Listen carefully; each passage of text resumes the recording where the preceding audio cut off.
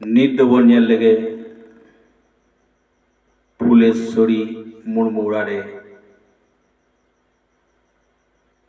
ᱦᱩᱞᱜᱟᱹᱲᱤᱭᱟᱹ ᱟᱨ ᱚᱱᱚᱞᱤᱭᱟᱹ ᱠᱚᱣᱟᱜ ᱵᱚᱸᱜᱟ ᱵᱩᱨᱩ ᱯᱚᱱᱰᱤᱛ ᱨᱚᱜᱷᱩᱱᱟᱛᱷ ᱢᱩᱨᱢᱩᱭ ᱞᱟᱹᱭ ᱠᱟᱫᱟ ᱟᱢᱟᱜ ᱚᱲᱟᱜ ᱞᱟᱹᱜᱤᱫ ᱟᱢᱟᱜ ᱫᱩᱣᱟᱹᱨ ᱞᱟᱹᱜᱤᱫ ᱚᱠᱚᱭ ᱦᱚᱸ ᱵᱟᱭ ᱧᱮᱞ ᱛᱟᱢᱟ ᱟᱢᱜᱮ ᱧᱮᱞ ᱢᱮ।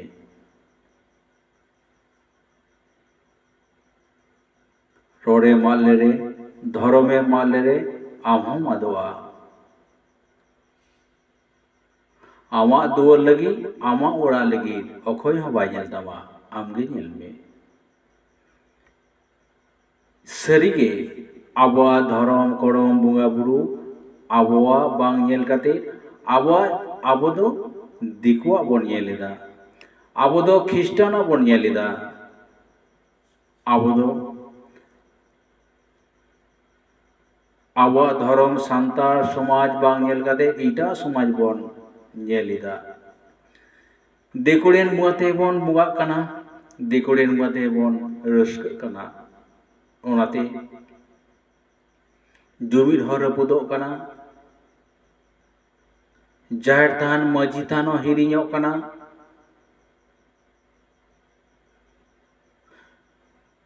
ᱧᱩ ᱦᱟᱺᱰᱤ ᱧᱩ ᱯᱟᱹᱣᱨᱟᱹ ᱱᱚᱣᱟ ᱦᱚᱸ ᱵᱤᱥᱤᱜ ᱠᱟᱱᱟ। ᱚᱞᱚᱜ ᱯᱟᱲᱦᱟᱣ ᱛᱮᱵᱚᱱ ᱛᱟᱭᱱᱚᱢᱚᱜ ᱠᱟᱱᱟ, ᱪᱷᱟᱹᱛᱤᱠ ᱠᱚᱠᱚ ᱞᱟᱦᱟ ᱦᱤᱡᱩᱜ ᱠᱟᱱᱟ। ᱦᱮᱸᱫᱮ ᱧᱩᱛ ᱨᱤᱢᱤᱞ ᱟᱬᱜᱚ ᱦᱤᱡᱩᱜ ᱠᱟᱱᱟ, ᱜᱷᱩᱨᱞᱟᱹᱣ ᱦᱤᱡᱩᱜ ᱠᱟᱱᱟ ᱥᱟᱶᱛᱟ ᱪᱮᱛᱟᱱ ᱨᱮ। ᱡᱩᱢᱤᱫ ᱨᱟᱹᱯᱩᱫ ᱞᱟᱹᱜᱤᱫ ᱱᱚᱣᱟ ᱦᱮᱸᱫᱮ ᱨᱤᱢᱤᱞ ᱜᱩᱰᱨᱟᱹᱣ ᱦᱤᱡᱩᱜ ᱠᱟᱱᱟ। ᱱᱚᱣᱟ ᱦᱮᱸᱫᱮ ᱨᱤᱢᱤᱞ ᱟᱴᱚᱠ ᱞᱟᱹᱜᱤᱫ ᱟᱵᱚ ᱥᱟᱶᱛᱟ ᱥᱚᱢᱟᱡᱽ ᱥᱟᱱᱟᱢ ᱥᱟᱱᱛᱟᱲ ᱡᱩᱢᱤᱫ ᱠᱟᱛᱮ ᱱᱚᱣᱟ ᱦᱮᱸᱫᱮ ᱨᱤᱢᱤᱞ ᱴᱷᱮᱞᱟᱣ ᱥᱟᱦᱟ ᱠᱟᱛᱮ ᱡᱩᱢᱤᱫᱚᱜ ᱦᱩᱭᱩᱜ ᱛᱟᱵᱚᱱᱟ। ᱟᱵᱚ ᱥᱟᱱᱛᱟᱲ ᱪᱮᱛᱟᱱ ᱨᱮ ᱵᱮᱵᱟᱹᱲᱤᱡ ᱱᱟᱦᱟᱪᱟᱨ ᱨᱚᱰᱚᱡ ᱠᱚᱪᱞᱚᱱ ᱟᱹᱰᱤ ᱦᱩᱭ ᱠᱟᱱᱟ। ᱢᱮᱱᱠᱷᱟᱱ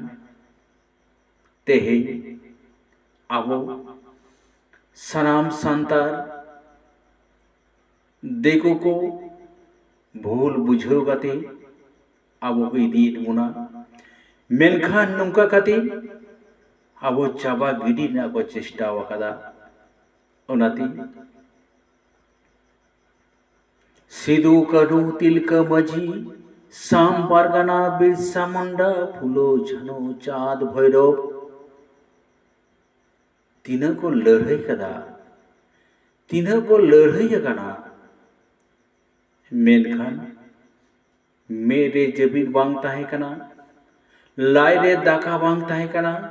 हरमोरे जामा बांग ताहे कना बहरे सुनुम बांग ताहे कना नौका ते को लड़ाई कना इंग्रेज साउते ब्रिटिश को लागा केट कोआ मेनखान जुमीन बिचार लड़ाई उनको आमोरे ताहे कना नाहा दो बन हिड़िदा आबो सावतारे दिकुरेन मुआ को लाहा कना इटा इटा जाति आबो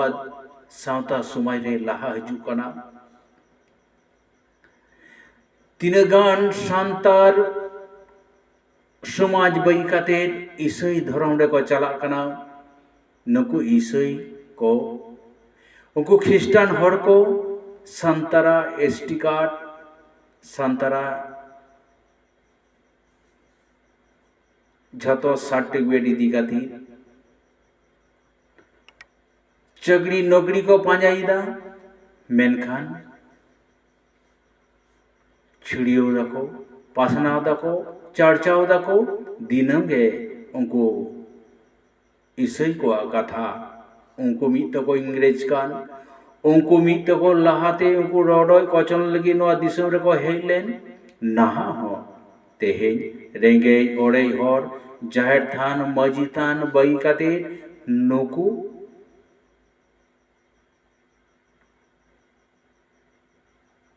आबो को इदी बुना आकवा ईसाई धर्म रे आकवा ईसाई धर्म को इदी बुना और आबो सावता समाज रपुर लगी मजी को भिगार लगी आबो झतो को चाबा के बुना उनको ब्रिटिश को आबो चिदा बाबन बुझदा हेंदे रिमिल गुर्राव हजू कना नोआ हेंदे रिमिल आटो लगी सनाम हर जुमिदो हुयुग ताबोना आबोआ हक आइदार ᱧᱟᱢ हुयुग ताबोना पंडित रघुनाथ मुर्मू ऑल आकादाय रॉड आकादाय तीना कथाय लई हटो आकादा मेनखान तेहेñ उनी चितान रहो आबो सान्तार किछु हर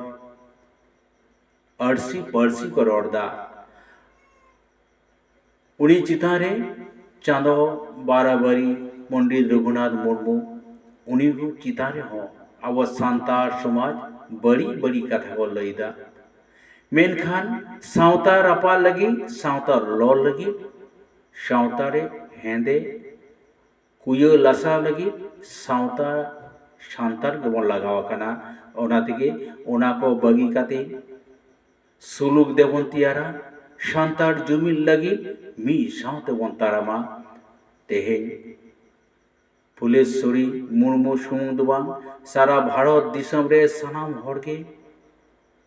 सिदू कानू तिलका माजी साम पारगाना बिरसा मुंडा फुलो झानो चाँद भैरव पंडित रघुनाथ मुर्मू शारदा प्रसाद किस्कू राम टुडू रिस्का अनलिया को हुलगड़ी को मीट कड़ी धूप एम कते दिनम गे वन साढ़ा मना बता को दिनम गे माइन खान जुहान।